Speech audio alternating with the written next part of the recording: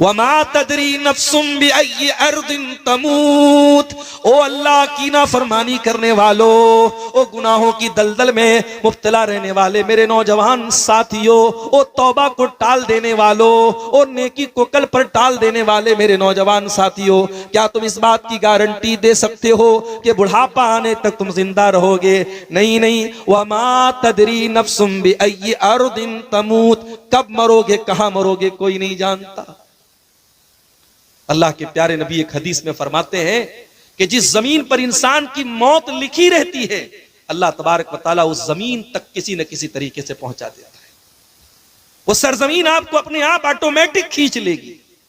अल्लामा एहसान इलाही ज़हीर हमारी जमात के बहुत बड़े आलिम थे, हमारे पड़ोसी मुल्क के रहने वाले थे। लाहौर में तकरीर कर रहे थे, दुश्मनों की साजिश हुई, बम धमाका हुआ, उस मौके पर कई उलमा शहीद हो गए। अल्लामा एहसान इलाही ज़हीर भी सख्त तरीके से जख्मी हुए। सऊदी अरब की हुकूमत ने उनके इलाज मालजे के लिए उनको रियाज बुलवाया, फ्लाइट से रियाज पहुंचाया गया। रियाज के हॉस्पिटल में दौरान इलाज अल्लामा एहसान इलाही ज़हीर ने दम तोड़ दिया।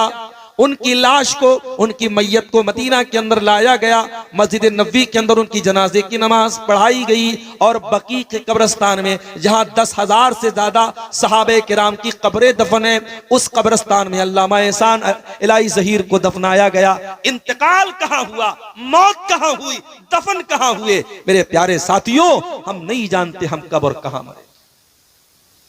इसीलिए अब्दुल्लाह इब्न उमर कहा करते थे, इज़ा अस्बहत फला तंतज़िरिल मसा, जब सुबह हो जाए तो शाम का इंतजार न किया करो। व इज़ा अमसैत फला तंतज़िरिस सबा, जब शाम हो जाए तो सुबह का इंतजार न किया करो। जिंदगी के हर दिन को आखिरी दिन समझ करके गुजारा करो। तो अल्लाह कह रहा है हम तौबा सबकी कबूल नहीं करते। इन्नमत तौबतु अलल्लाहि लिल्लज़ीना यअमलून अस्सूअ बिजहालतिन सुम्मा यतूबून मिन करीब, हम तो उनकी तौबा कबूल करते हैं जो नादानी में आकर कभी गुनाह का काम कर बैठते हैं तो जल्दी से तौबा कर लेते हैं। अच्छा, पता है शैतान गुनाह के बाद, गुनाह करने से पहले भी ये एहसास दिलाता है कि अभी गुनाह कर लो, बाद में सुधर जाना। यूसुफ अलैहिस्सलाम के भाइयों ने जब उनको कत्ल करने की प्लानिंग की तो जरा देखो शैतान ने उनके दिल में क्या वसवसा डाला। कहा कि उक़्तुलू यूसुफा, उक़्तुलू यूसुफा अवी तुरहूहु अर्दन यख्लु लकुम वजहु अबीकुम वतकूनू मिन बादिही कौमन सालिहीन। आपस में मशवरा कर रहे हैं कि क्या किया जाए, हमारा बाप यूसुफ से ज्यादा मोहब्बत करता है, हमसे कम करता है। उलमा ने लिखा है इस आयत की तफसीर कि बाप अगर अपनी किसी औलाद से ज्यादा मोहब्बत करता है तो भी इजहार नहीं करना चाहिए, वरना बाकी बच्चों के दिल में हसद पैदा होता है। ये तो नेचुरल बात है, बाप को किसी एक बेटे से, किसी एक बच्चे से ज्यादा मोहब्बत हो सकती है, नेचुरल बात है, दिल पर किसी का कंट्रोल नहीं है। मगर हक देने में सबके साथ इंसाफ करना है। माफ करना मेरे प्यारे साथियों, आज हमारे समाज में बहुत सारे ऐसे बाप भी आपको मिल जाएंगे जो औलाद के दरमियान ना इंसाफी भी करते हैं। एक औलाद को ज्यादा देते, एक औलाद को कम देते हैं, एक औलाद को कुछ भी नहीं देते हैं। कान खोल करके सुन ले, ऐसे माँ बाप, ऐसे बाप सुन ले जो अपने बच्चों के साथ ना इंसाफी करते हैं। अल्लाह के नबी ने बड़ी सख्त वईद फरमाई, आपने फरमाया इत्तकुल्लाह वादिलू बैना औलादिकुम, अल्लाह से डरा करो, अपनी औलाद के दरमियान इंसाफ किया करो, ना इंसाफी मत किया करो। याकूब अलैहिस्सलाम ना इंसाफी तो नहीं कर रहे थे, मगर यूसुफ इतने प्यारे थे, इतने खूबसूरत थे, और फिर यूसुफ की मां भी नहीं थी, दूसरी मां थी उनकी, तो यूसुफ और उनके भाई बिन्यामीन को ज्यादा प्यार करते थे, और यही बात बाकी 10 भाइयों को पसंद नहीं आई। कहा कि कत्ल कर दो यूसुफ को या किसी रेगिस्तान में छोड़ दो।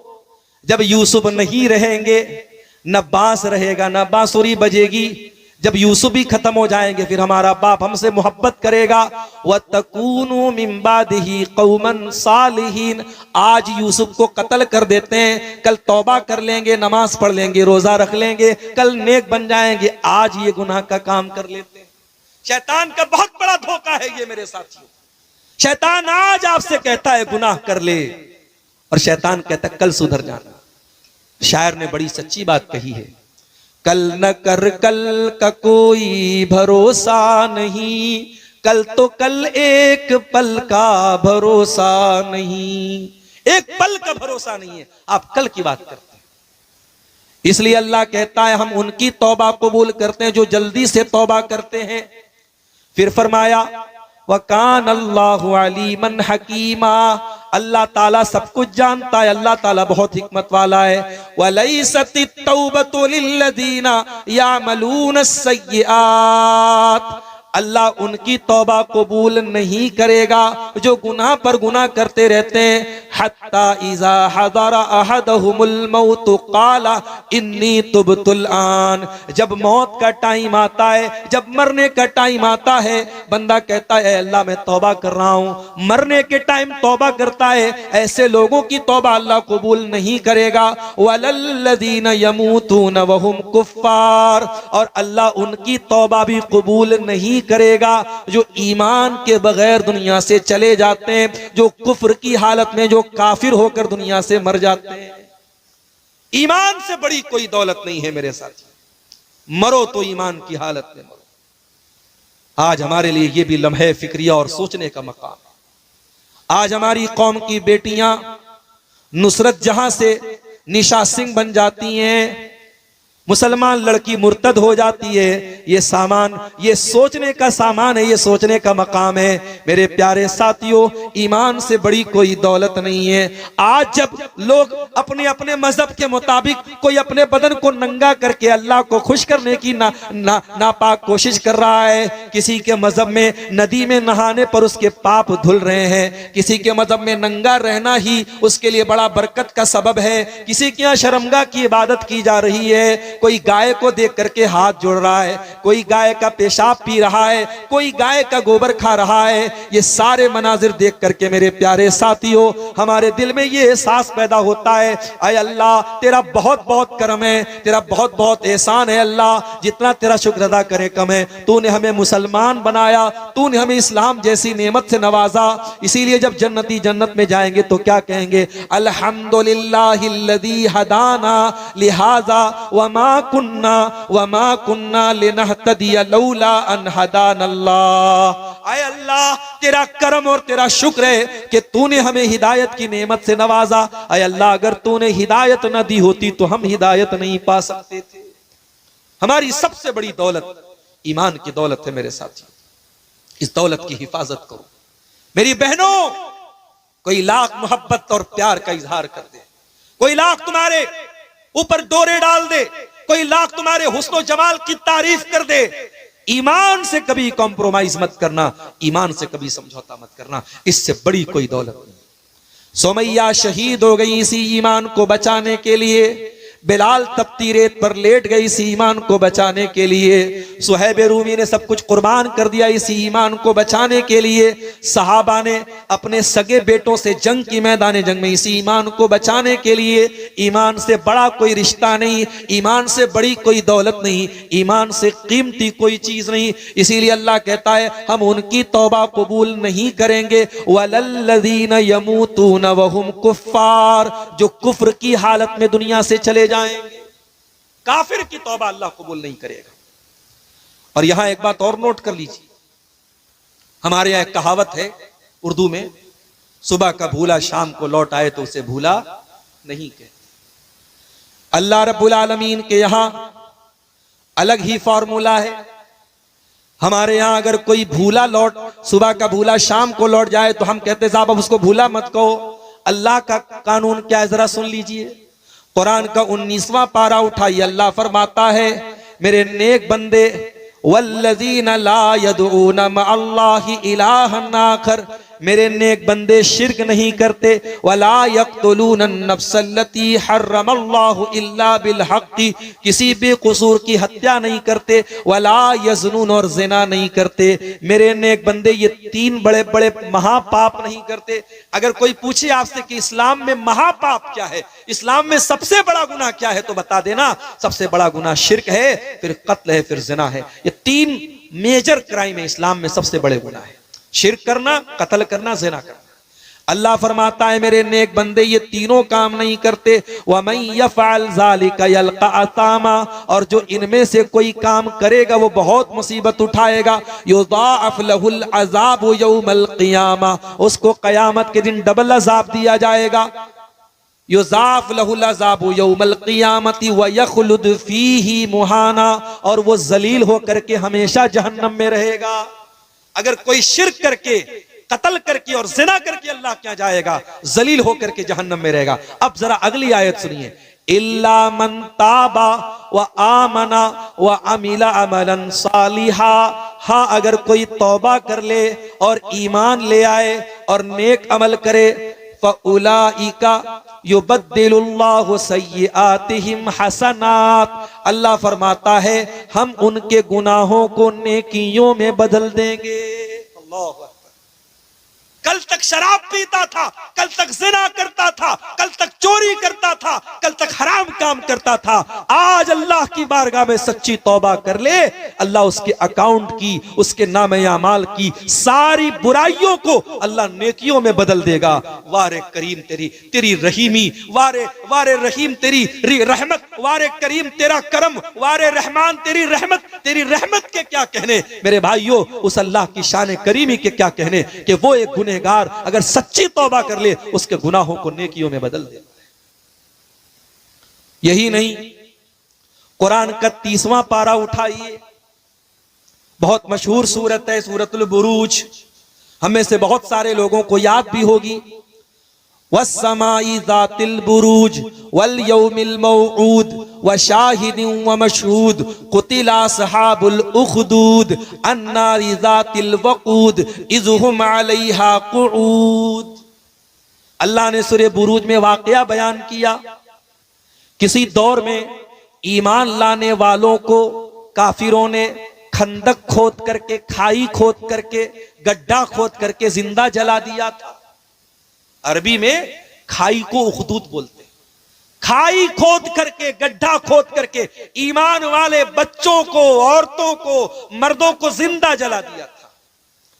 वमा नक़मू मिनहुम इल्ला अन युमिनू बिल्लाहिल अज़ीज़िल हमीद।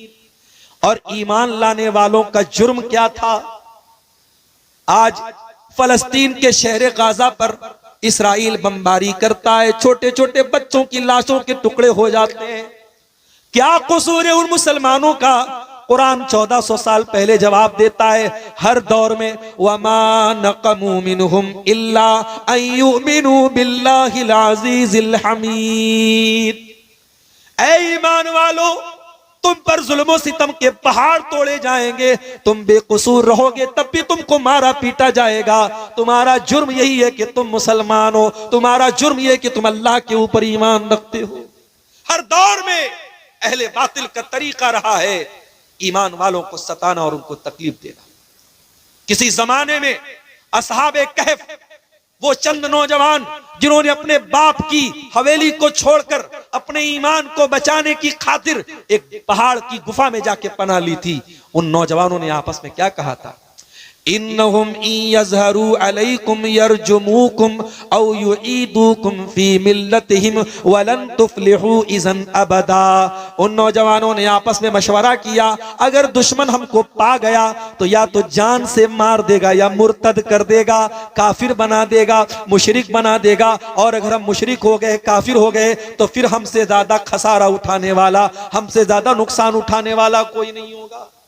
हर दौर में अहले बातिल का एक ही मिशन है, वलन तरदा अनकल यहूद वलन नसारा हत्ता तत्तबिया मिल्लतहुम।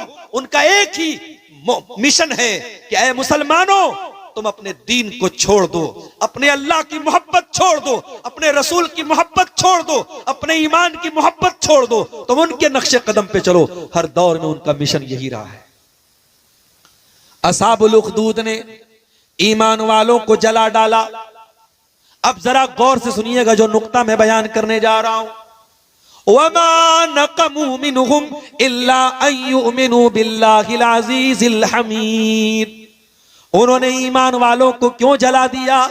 किस बात की सजा दी? सजा इस बात की दी कि वो अल्लाह के ऊपर ईमान ले आए, अल्लज़ी लहू मुल्कुस समावाति वल अर्ज़ी, वो उस अल्लाह के ऊपर ईमान ले आए जो अल्लाह आसमानों का भी बादशाह है, जमीन का भी बादशाह है। वल्लाहु अला कुल्लि शैइन शहीद, और जो अल्लाह हर चीज के ऊपर निगरां है।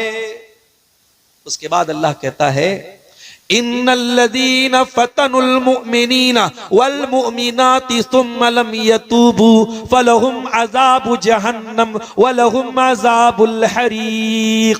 ओ लोगो, जिन्होंने मेरे ईमान वाले बंदों को जला डाला, उनको आजमाइश में डाला, उनको कत्ल किया और फिर तौबा नहीं की, फिर अल्लाह से माफी नहीं मांगी, उनको हम जहन्नम की आग में जलाएंगे। जरा गौर करो, जिन्होंने ईमान वालों को जिंदा जला दिया, अल्लाह उनको भी तौबा की दावत दे रहा है। जिन्होंने रहमान के बंदों को जला डाला, अल्लाह के बंदों को जिंदा जला दिया, अल्लाह उनको भी तौबा की दावत दे रहा है। ये अल्लाह करीम का करम है मेरे प्यारे साथियों, ये अल्लाह रहीम की रहमत है, ये उस रहमत वाले रब की ये शान है मेरे प्यारे साथियों। और अब एक आयत मैं कुरान की पढ़ने जा रहा हूं, ये वो आयत है, अब्दुल्ला बिन मसूद कहा करते थे कि गुनहगारों को सबसे ज्यादा उम्मीद दिलाने वाली कुरान की यही आयत है। जो कोई गुनहगार है, किसी ने अपनी जिंदगियों को गुनाहों में गुजारा है, अल्लाह की रहमत से मायूस हो चुका है, आओ तेरा रब तुझे आसरा दिला रहा है, तेरा रब तुझे उम्मीद दिला रहा है। सूरह ज़ुमर की आयत है, कुल या इबादियल्लज़ीना असरफू अला अनफुसिहिम ला तक़नतू मिर रहमतिल्लाह। ऐ नबी आप कह दीजिए, ऐ मेरे वो बंदों जिन्होंने गुनाह कर करके अपनी जान के ऊपर जुल्म किया है, अपने ऊपर अत्याचार किया है, अपने आप को परेशान किया है, ला तक़नतू मिर रहमतिल्लाह। ऐ गुनहगारो, तुम अल्लाह की रहमत से कभी मायूस न होना। तौबा का दरवाजा खुला है, माफी का दरवाजा खुला है, आ जाओ, अल्लाह तुम्हें माफ करने को तैयार है, तुम पर करम करने को तैयार है। तुम अल्लाह की रहमत से कभी मायूस न होना। इन्नल्लाह यग़फिरुज़्ज़ुनूब जमीआ, तुम सच्ची तौबा तो करके देखो, अल्लाह तुम्हारे सारे गुनाहों को माफ कर देगा। बनी इस्राइल में एक आदमी ने 99 लोगों को कत्ल किया था, 99 लोगों का मर्डर किया था। फिर उसके दिल में तौबा का ख्याल आया। उसने पूछा किसी से, इस दौर का सबसे बड़ा आलिम कौन है? उस जमाने में यूट्यूब नहीं था, वरना जिसका यूट्यूब पर व्यू ज्यादा आता लोग उसको बता देते ये सबसे बड़ा आलिम है कि नहीं? आज तो भाई यूट्यूब के हिसाब से आलिम का कैटेगराइजेशन तय होता है। हमारे पड़ोसी मुल्क में एक बेवकूफ है, वो कहता है मेरे इतने सब्सक्राइबर हैं, इतने लाख सब्सक्राइबर हैं, अगर ईसा अलैहिस्सलाम भी आज दुनिया में आ जाए तो मेरे फॉलोअर से ज्यादा उनके फॉलोअर नहीं। अस्तगफिरुल्लाह। और दुनिया कहती है साहब बहुत बड़ा स्कॉलर है वो। ऐसे स्कॉलरों को हम अपने जूते की नोक पर रखते हैं। आज सोशल मीडिया का दौर है। आज किसी के फेसबुक पर दीवाने चंद लोग हो गए, यूट्यूब पर उसके फॉलो करने वाले, उसके चैनल को सब्सक्राइब करने वाले और लाइक करने वाले चंद लाख हो गए, तो हमने समझ लिया साहब सबसे बड़ा अल्लामा बन गया। नहीं मेरे साथी, इल्म अलग चीज है, शोहरत अलग चीज है। इल्म अलग चीज है और दुनिया वालों में लाइक पा लेना अलग चीज है। उस आदमी ने 99 लोगों के कातिल ने पूछा सबसे बड़ा आलिम कौन है? लोगों ने बताया फला के पास चले जाओ। फला के पास गया तो वो आलिम नहीं था, वो राहिब था। What is the difference between आलिम एंड राहिब? राहिब और आलिम में क्या फर्क है? आलिम कहते स्कॉलर को और राहिब कहते इबादत गुजार को। राहिब तो था, स्कॉलर नहीं था, आलिम नहीं था, इबादत बहुत करता था, आलिम नहीं था। वो गया 99 लोगों का कातिल, पूछा भाई मैंने 99 लोगों का खून किया है, मैं तौबा कर सकता हूं क्या? कहा किया है मेरे भाई, तू 99 लोगों का कातिल है, तेरी तौबा कबूल नहीं होगी। कहा अच्छा मेरी तौबा कबूल नहीं होगी। उसने उसको भी मार डाला। कातिल के लिए कत्ल करना कौन मुश्किल काम है? उसने उस राहिब को भी कत्ल कर दिया, 100 कत्ल कर दिया। फिर उसके दिल में तौबा का ख्याल आया। फिर उसने पता लगाया सबसे बड़ा आलिम कौन है। अब लोगों ने बताया फला के पास चले जाओ। अब जिसके पास पहुंचा वो हकीकत में आलिम था। तो जब मसला पूछना हो तो आलिम से मिलना चाहिए, राहिब से नहीं मिलना चाहिए। आलिम से मिलोगे तब मसला हल होगा, राहिब से मिलोगे तो मसला खराब हो जाए। वो 100 लोगों का कातिल जब आलिम के पास पहुंचा, उससे जाकर के कहा कि मैंने 100 लोगों का मर्डर किया है, मैं तौबा करना चाहता हूं, क्या मेरी तौबा कबूल होगी? का बिल्कुल कबूल होगी।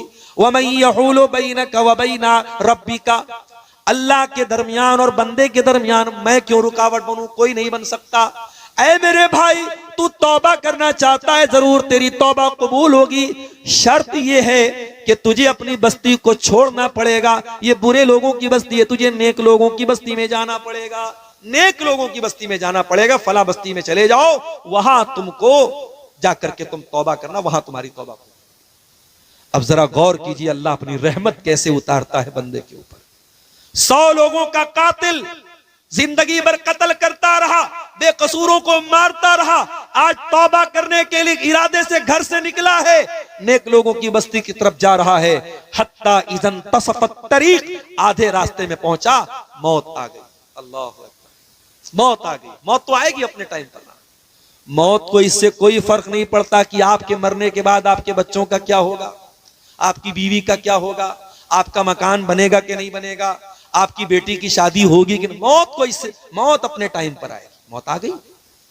अब जब मौत आ गई तो रहमत का फरिश्ता भी आ गया, अजाब का फरिश्ता भी आ गया। रहमत का फरिश्ता बोला मैं इसको लेकर के जाऊंगा, ये तौबा करने जा रहा था। अजाब का फरिश्ता बोला मैं लेके जाऊंगा, 100 लोगों का कातिल था।